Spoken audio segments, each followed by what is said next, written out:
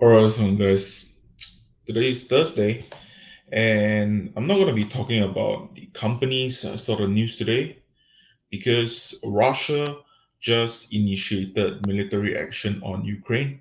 So today we'll be talking mostly about this entire situation in Ukraine. And before I actually start, I would like to say I was wrong. I expected Russia and Vladimir Putin to not really initiate any sort of military action, maybe just tread along thin lines, but I really never expected Putin to really make a move. But clearly, I stand corrected, and we are definitely moving into possible war scenarios. Anyway, let's cover some news today. All right. So before we start, let's just look at this video for a little bit first.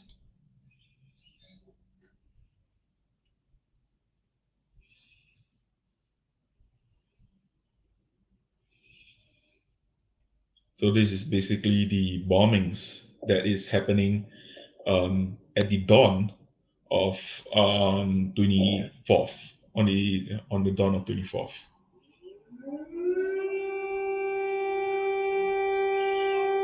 The sirens are going off, having to call all the Ukrainians to actually take cover in Kyiv, which is also of the main capital of Ukraine. All right. So the entire Wall Street Journal, Bloomberg, all of them are changing their pages to dark pages, simply because they call this the dark day of Europe. So yeah, let's just go through some of the things that have actually transpired in the past, say 5 to 8 hours. The Russian troops and tanks pushed into Ukraine, and airstrike hits the country's capital, more than a dozen other cities early Thursday after President Vladimir Putin said he ordered a military operation to demilitarize and denazify Ukraine and bring its leader to trial. All right. So when this actually happened, this was about 11:30 a.m. in Singapore, and it was actually quite insane for us to actually hear something of that nature because right after this thing happened, you saw gold prices go up, you saw oil prices go up, you saw basically your aluminum, nickel, wheat, all this coffee prices, all of them basically going up, the commodities of sight. And stocks, future, bonds, and all the treasuries basically all went down. So this was all actually pre-explained. I already talked about this. Literally, I uploaded this the video about it. I think it was this morning at 11 a.m. I uploaded this talking about what US should be doing. I actually recorded the video last night at about 1 a.m. I thought that I should at least get the video out there first. But little did I know that in less than 24 hours after recording the video, a military action was actually initiated by Russia. So, all right, so over here, Ukrainian officials said in an initial wave of strikes targeted military installation, airfield, and government facilities across the country, as well as border force installations. Ukraine's border service said its troops came under attack all along the country's frontier with Russia and Belarus. The video posted online by the border service show columns of Russian tanks and armored personnel carriers moving into southern Ukraine, while in Kharkiv, eastern Ukraine's largest city, residents said a large fire was visible after what appeared to be a hit in a weapon depot. So on top of the weapon depot that was actually affected, I think about an hour ago, as of the recording right now, which is at 4:24 p.m. As of an hour ago, we did receive news that a military depot was actually affected, where a missile was actually launched at a military depot at in Ukraine itself. So the situation now is that Vladimir Putin came out to say that if anyone were to intervene with this current situation of what Russia is actually doing to Ukraine, they will definitely vow to actually fight back against who is coming in, basically targeting every single country in the world. Of course, I would imagine that this is more of a warning to the US. because Vladimir Putin do not want Biden to actually step into this at all. Of course, if Biden were to step into this situation, this would not only this would not just escalate this situation to a World War III only. What we're afraid of is of Americans dying, because when an American actually die in this situation, this war is going to start without a doubt, and I can see a lot more things going to happen. But nevertheless, I feel that ultimately I am still more of a finance channel for me to talk more about the stocks and such.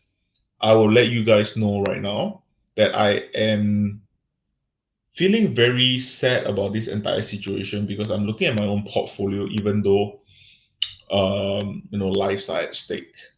But I'm going to be selling my puts that I did buy on a lot of stocks, such as the Apple, the Ford, the Peloton, the Snapchat, the SoFi, the Robinhood, all the puts that I had that I basically was hedging my position on. I'm going to sell all those, because those are the ones that's going to be making money in such a situation. Of course, I feel a little bit scummy to be making money on this sort of situation, but I do hope that what I was actually saying for the past month or even 2 months, when this entire thing happened, I was saying, you have to buy, you have to go against the market as soon as you can, because these are dangerous. These are dangerous indicators in the market. I was sincerely worried about them, and I actually talked about them every single news covering as well. But yeah, I don't think that I'm going to be exactly happy about earning money from all this. But nevertheless, I think that it is time for me to cash out on some of my puts. Of course, it's not going to be completely cashed out today. It might be in the in a whole stance of maybe 3 more days or so. But I'm going to be cashing out on my puts. Hopefully holding on to more cash if possible. Of course, I'm still mostly into the stock market as much as I can. I'm like about 80% into the long on the market as well. So yeah, I think it's gonna be quite bad for the market. But anyway, let's go through more of what is actually happening in Ukraine.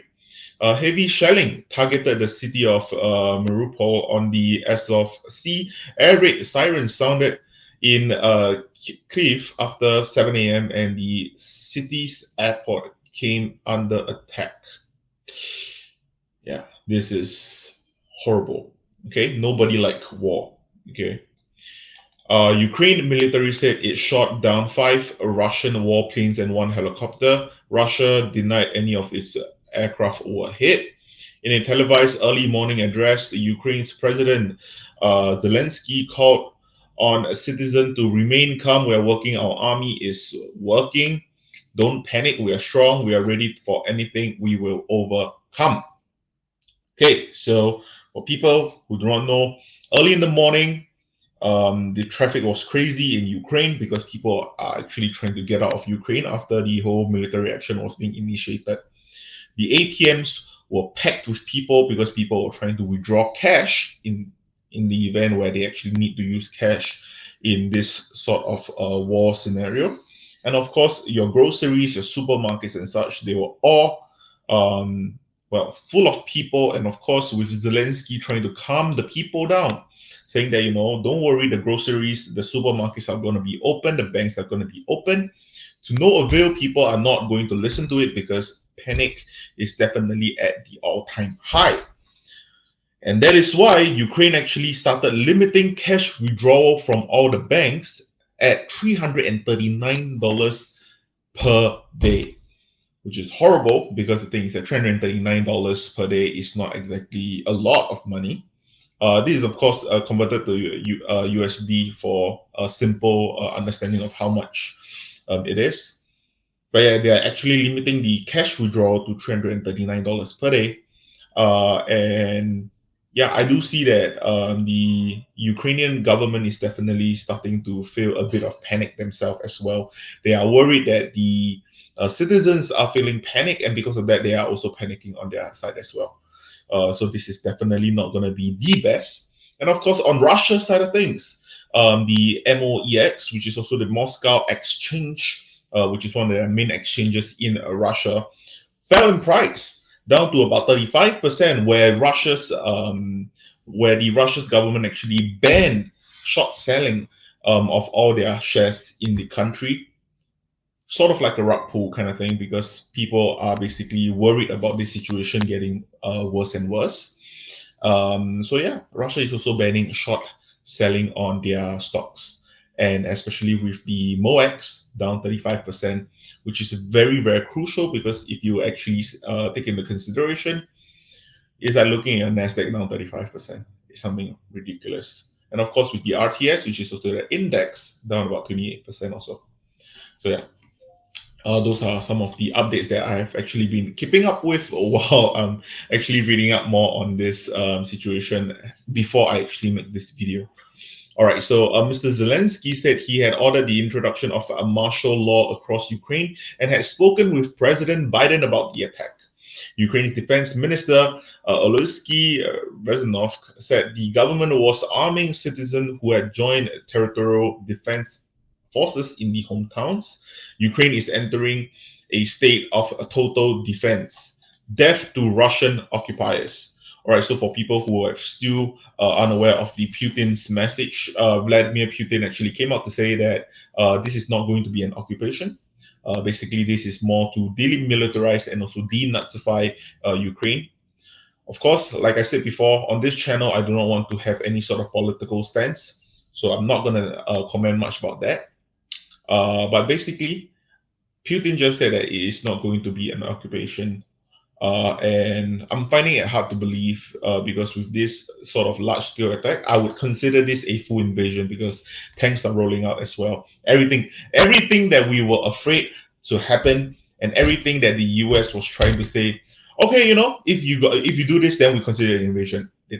Does it? And then okay, if you do this, then we consider it an invasion. And they continue to do that, and they say, okay, if you do this, then we consider it as an invasion. And Russia keeps on going through all this so-called obstacle that US thought that they're actually building up. And yeah, Russia is going to go all the way. Evidently, of course, as I said in earlier in the video, I was wrong. I expected Russia to basically just play this off.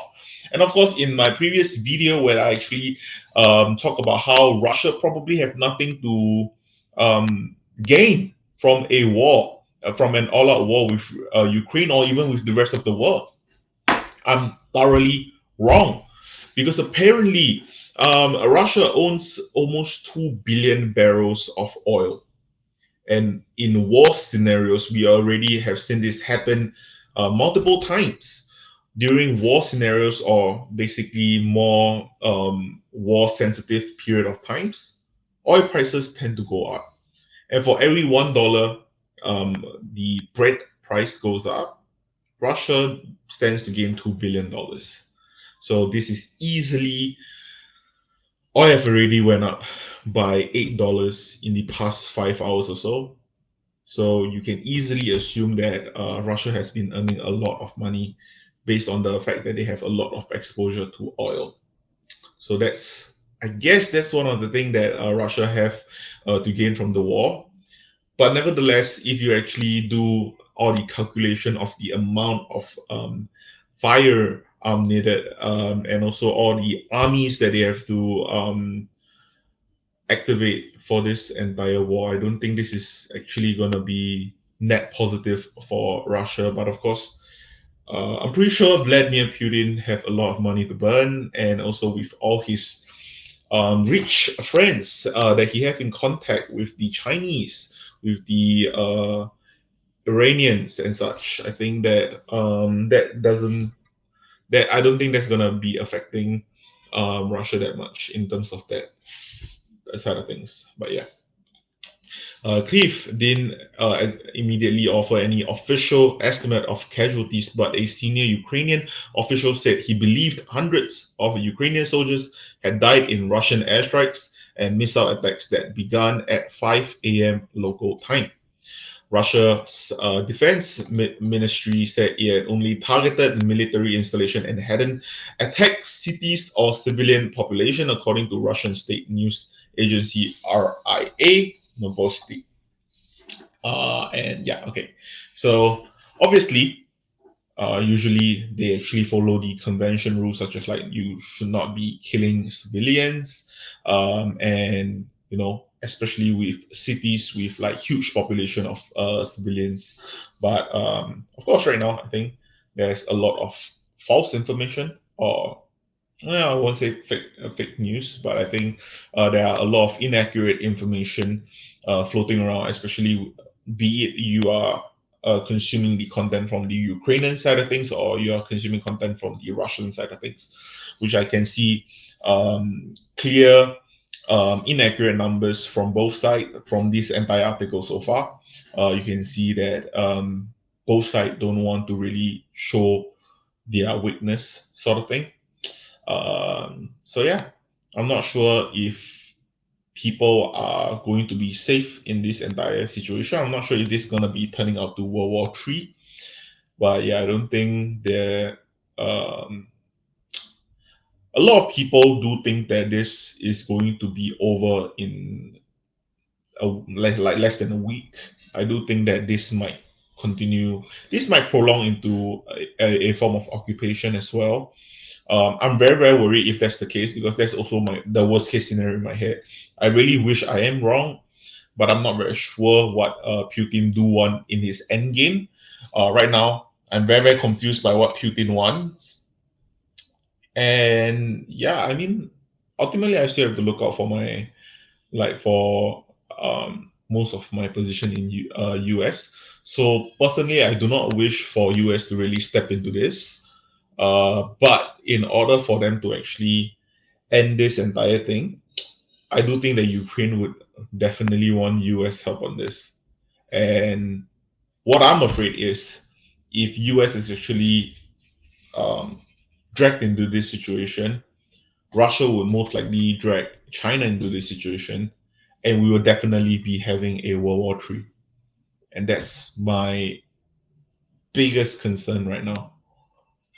But okay, anyway, let's finish this very, very heavy article first. Mr. Biden called Mr. Putin's move an unprovoked, unjustified attack in Ukraine, pledging further action against Russia. President Putin has chosen a premeditated war that will bring a catastrophic loss of life and human suffering, he said in a statement. And yeah, I think what Biden said is true. It is unprovoked and unjustified attack on Ukraine, but at the same time, I guess a lot of the left wing media, no, yeah, a lot of the right wing media is actually attacking Biden as well, saying that Biden has been talking about all these sanctions that he want to be throwing on Russia, and because of what is happening right now is due to the fact that Biden has not really moved in on those sanctions. But of course, according to some news on Fox Business as of earlier, they did say that US might be coming out to talk about the full sanctions being put into place today. But of course, that news is not confirmed as of now. There is only rumors on the street, and we'll see how it goes from there. But hopefully, the sanctions put into place would cripple Russia to a certain extent. Of course, the UN is also in a meeting at the moment. I'm pretty sure that they are trying to cripple Russia via the economic way, where they are trying to stop trades and markets in the Russian side of things. So we'll see how it goes from there as well. Britain's Prime Minister Boris Johnson tweeted that President Putin has chosen a path of bloodshed and destruction, and said that the UK and its ally would respond decisively. This is also another huge factor, because the things that when Boris Johnson actually come out to say this kind of thing, I would like to assume that Boris Johnson is taking on a defensive role, because I don't think Boris Johnson is actually out there trying to call Putin out per se. But at the same time, I think that Boris Johnson is actually trying to put Putin in a tough spot, aka if Putin were to actually come into the UK, the United Kingdom would definitely fight back. And yeah, I think that makes a lot of sense. I guess I think a lot of countries would most likely be taking a stance on taking a stance against Putin at the moment because, like I said before, okay, like what Biden said before, this is unprovoked and this unjustified attack on Ukraine. There is no reason for Russia to actually do whatever they are doing right now. And yeah, I think what Boris Johnson is doing is most likely the correct thing as well. The attack was Mr. Putin's most aggressive action yet, as he seeks to redress what he views as Russia's losses since the collapse of the Soviet Union, the end of the Cold War, and the expansion of the North Atlantic Treaty Organization and the European Union towards Russia's border. So basically about the whole entire NATO situation. All right. Moscow's move presented the US and its allies with a test of their unity over how to respond to Mr. Putin's challenge to its global balance of power. The US has promised harsh economic sanctions, but Putin has a leverage too. Russia is a major supplier of energy to Europe. All right, so this basically brings on the point to the entire Nord Stream 2. Okay, so for people who are unaware about the Nord Stream 2 situation, I also actually uploaded a video yesterday talking about it as well. Russia intends to create this gas pipeline where they can pass down the energy from Russia over to the rest of the Europe, all the European countries. And Germany came out to halt the installation of the Nord Stream 2 because if this actually happened, the Nord Stream 2 will basically be a leverage that Russia will have on the rest of the European country, and that would be horrible. And that's why they are saying that, Vladimir Putin has leverage as well. Of course, it will be best if Russia is able to redistribute the energy to the rest of the European countries. But if we actually create this whole entire Nord Stream 2 gas pipeline, this would give Russia too much power and too much leverage in this situation, especially with what Russia is doing right now, which is why Germany came out to put a halt to this Nord Stream 2. Of course, US is also putting in their as much efforts as they can to also halt the production of Nord Stream 2 as well. Just before the airstrike began, Russian television aired a speech by Mr. Putin in which he said, "Circumstances require us to take decisive and immediate action to remove Ukraine's leader whom he accused of committing numerous bloody crimes." Again, sounds a little weird for someone who is actually committing bloody crimes as it is. So yeah, apparently Russia just wants more blood. And the reason they want more blood is because the other party did crimes that drew blood. Again, not going to be politically charged. The Russian leader railed against the eastward expansion of NATO in the decade since the 1991 collapse, saying Moscow has been faced with deceit and attempts at pressure and blackmail. And he issued a pointed warning against any attempt to stop Russia's move into Ukraine, saying Russia was one of the most powerful nuclear powers in the world. We totally get it, which is why I think that all the countries right now are very, very apprehensive and very, very cautious about moving into this situation, because we all do admit that Russia is also one of the most powerful nuclear power in the world right now.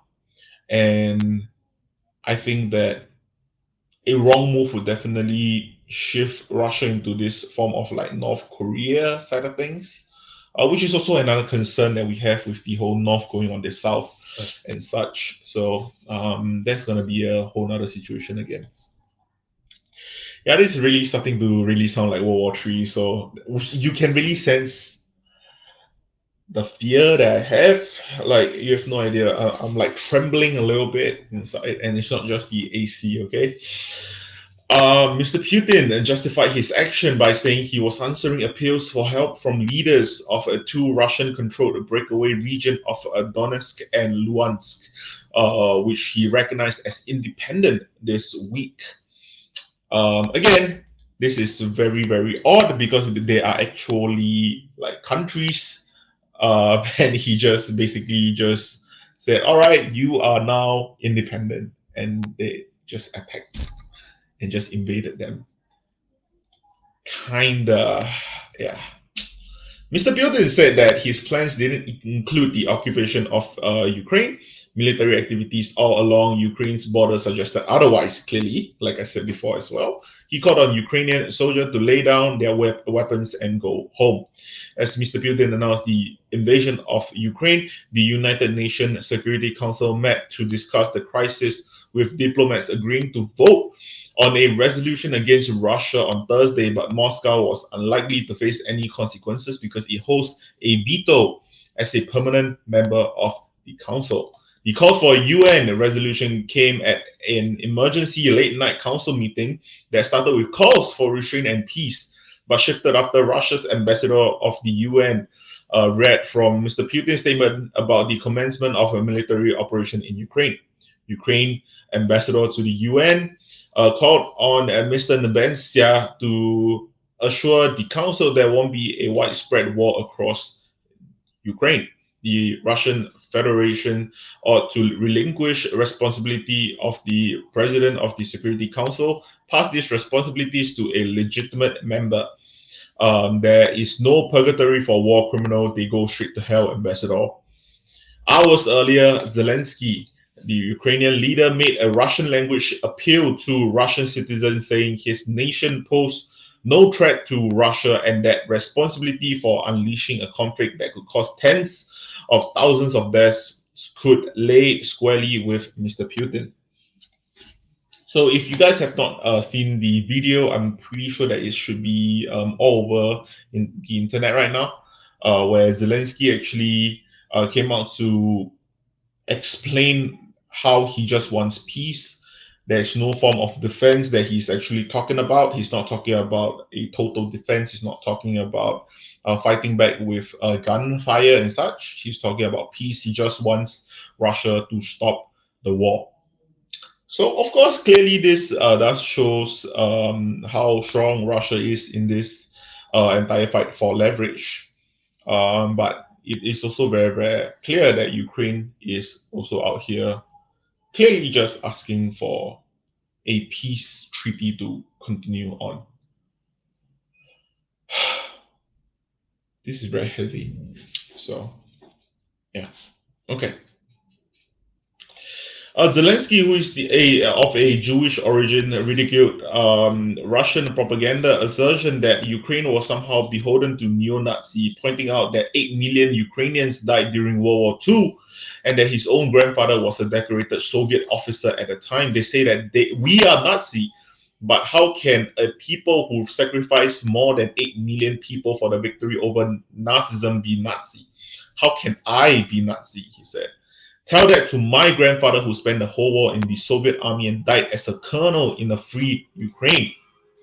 On the streets in Kyiv on Thursday morning, there were no obvious signs of panic despite the wail of air raid sirens and the thud of distant explosions. Some residents strode while others were walking hurriedly with bags and rucksack in the pre-dawn darkness, which was shown in the video that I showed in the beginning. Lines of automobiles formed at gas station along the boulevard leading westward out of Kyiv. In the direction of a Lviv, in a city near the Polish border outside the Russian embassy. Ukrainian police guarding the property said personnel had been leaving gradually and the last of them departed in several cars at about 8 p.m. Wednesday night.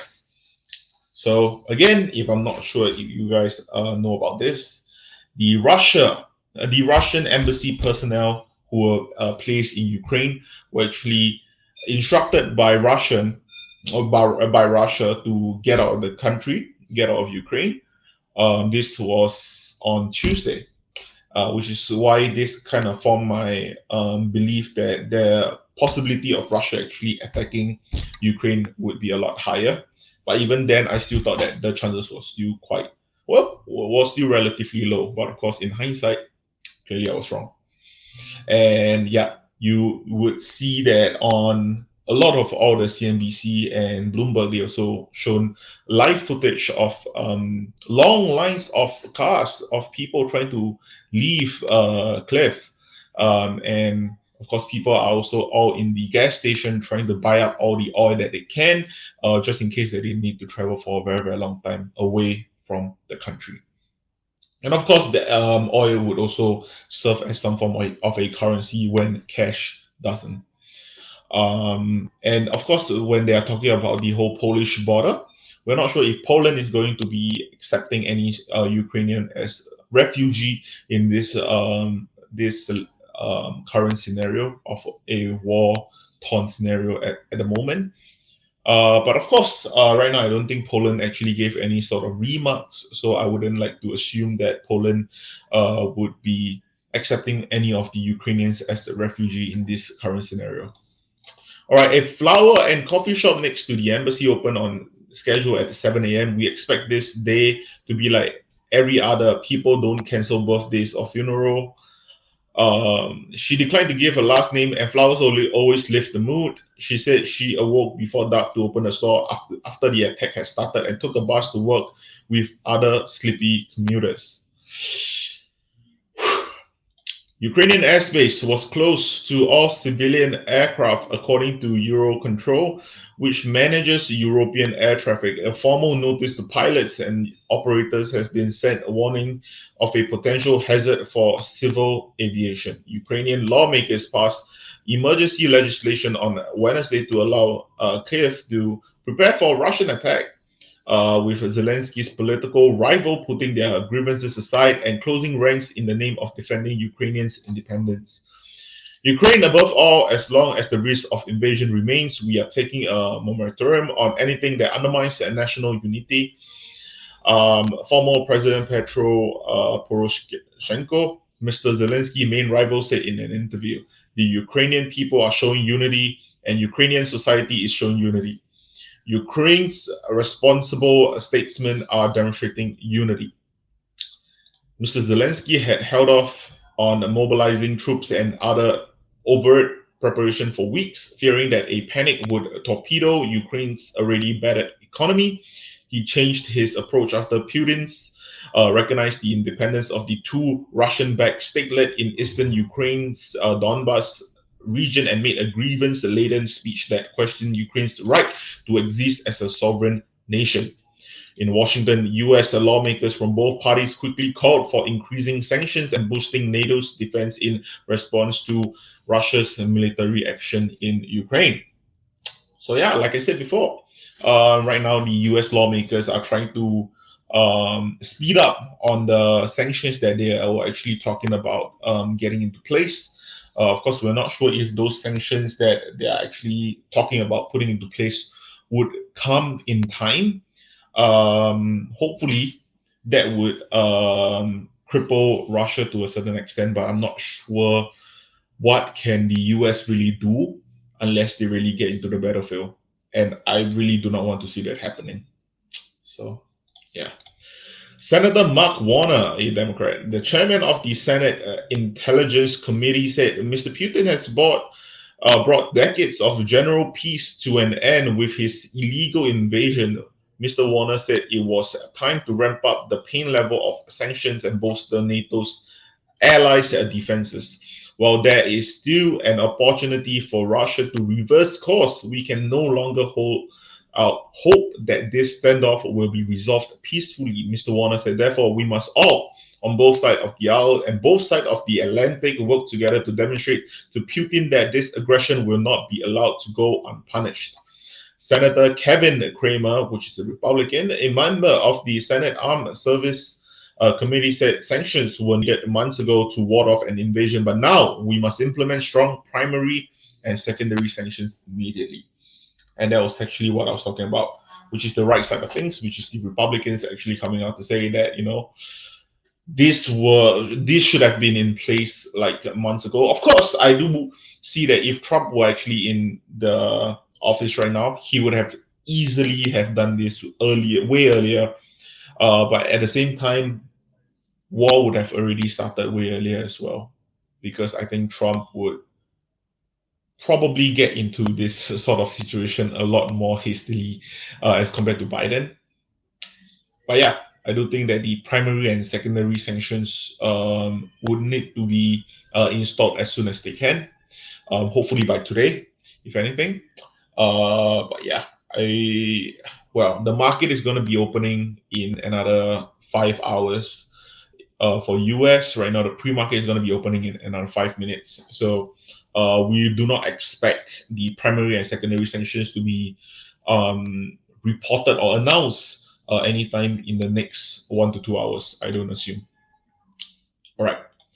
So yeah, that's basically all for the entire news around this entire situation of Russia.